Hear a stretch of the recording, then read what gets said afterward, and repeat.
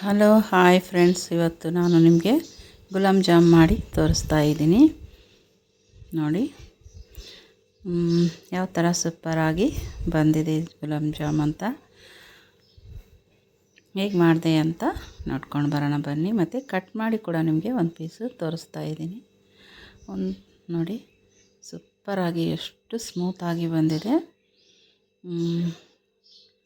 ಇಲ್ಲಿ ನಾನು ಒಂದು ಪಾಕಿಟು ತೊಗೊಂಡಿದ್ದೀನಿ ನಾನು ಗುಲಾಬ್ ಜಾಮು ಹಿಟ್ಟನ್ನು. ಫಸ್ಟಿಗೆ ನೆನೆಯಿಟ್ಟು ನೀರಿನಲ್ಲೇ ನೆನೆಯಿಟ್ಟು ಒಂದು 5 ನಿಮಿಷ ಬಿಟ್ಟು ಉಂಡೆ ಮಾಡಿದ್ದೀನಿ. ಮತ್ತು ಇಲ್ಲಿ ಸಕ್ಕರೆ ಪಾಕ ಮಾಡ್ತಾಯಿದ್ದೀನಿ. 2 ಬಟ್ಲು ನೀರು ಹಾಕಿದ್ದೀನಿ. ಮತ್ತು ಸಕ್ಕರೆ ಕೂಡ ಹಾಕ್ತಾಯಿದ್ದೀನಿ. ಈಗ ಅದಕ್ಕೆ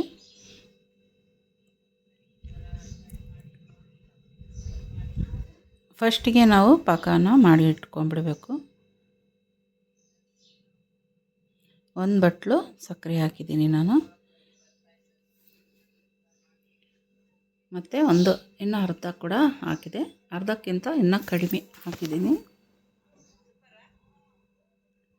ಸ್ವಲ್ಪ ಏಲಕ್ಕಿ ಕುಟ್ಟಿ ಹಾಕಿದ್ದೀನಿ. ಒಂದು 2-3 ಏಲಕ್ಕಿನ ಸ್ವಲ್ಪ ಕಲಿಸ್ಬಿಟ್ಟು ಬಿಡಬೇಕು. ಈ ಸೈಡು ಉಂಡೆಗಳನ್ನ ಒಂದು 5 ನಿಮಿಷ ರೆಸ್ಟ್ ಮಾಡೋಕ್ಕೆ ಬಿಟ್ಟಿದ್ದೆ ನಾನು. ಹಿಟ್ಟನ್ನು ಉಂಡೆ ರೆಡಿ ಮಾಡಿದೆ ನೋಡಿ. ಈ ಥರ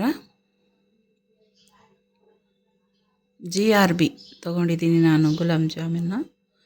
ಈಗ ಎಣ್ಣೆ ಕಾಯಕ್ಕಿಟ್ಟಿದ್ದನ್ನ ಒಂದು 2 3 ಹಂಗೆ ನಿಮಗೆ ಎಷ್ಟು ಬೇಕೋ ಅಷ್ಟು ನೋಡಿಕೊಂಡು ಸಣ್ಣ ಉರಿನಲ್ಲೇ ಕರ್ಕೊಳ್ಳಿ. ಕಂದು ಬಣ್ಣ ಕೆಂಪಗೆ ಸ್ವಲ್ಪ ಕಲರ್ ಬರೋವರೆಗೂ ನಿಧಾನಕ್ಕೆ ಹುರ್ಕೋಬೇಕು ಗುಲಾಬ್ ಜಾಮ್ಗಳನ್ನ. ನೋಡಿ ತೆಕ್ಕೊಂಡಿನಿ ನಾನೀಗ.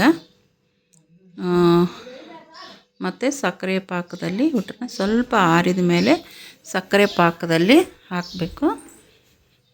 ನೋಡಿ ಇನ್ನೊಂದು ಟ್ರಿಪ್ ಕೂಡ ಹಾಕಿದ್ದೀನಿ ನಾನು.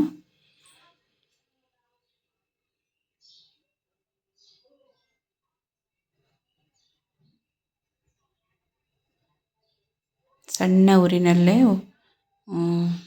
ಕರ್ಕೋಬೇಕು ಇವನ್ನ.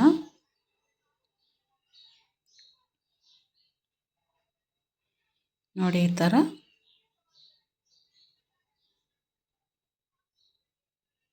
ಒಂದು 5 ನಿಮಿಷ ರೆಸ್ಟಿಗೆ ಬಿಡಬೇಕು. ಹಿಟ್ಟು ನಾದಿದ ಮೇಲೆ ಮತ್ತು ಉಂಡೆಗಳು ಕಟ್ಟಿದ ಮೇಲೆ ಕೂಡ 5 ನಿಮಿಷ ರೆಸ್ಟಿಗೆ ಬಿಡಬೇಕು. ಇಲ್ಲಾಂದರೆ ಚೆನ್ನಾಗಿ ಬರೋಲ್ಲ ಅವು.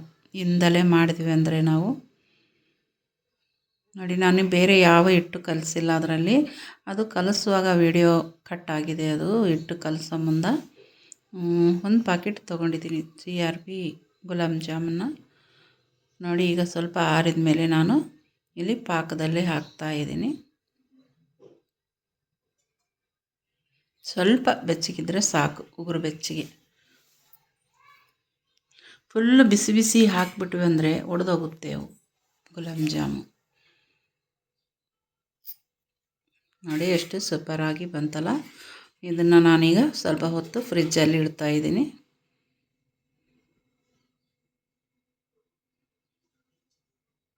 ಈಗ ನೋಡಿ ಸರ್ವ್ ಮಾಡಿ ತೋರಿಸ್ತಾ ಇದ್ದೀನಿ ನಿಮಗೆ. ಎಷ್ಟು ಶೈನಿಂಗ್ ಬಂದಿದೆಯಲ್ಲ, ಸೂಪರಾಗಿ.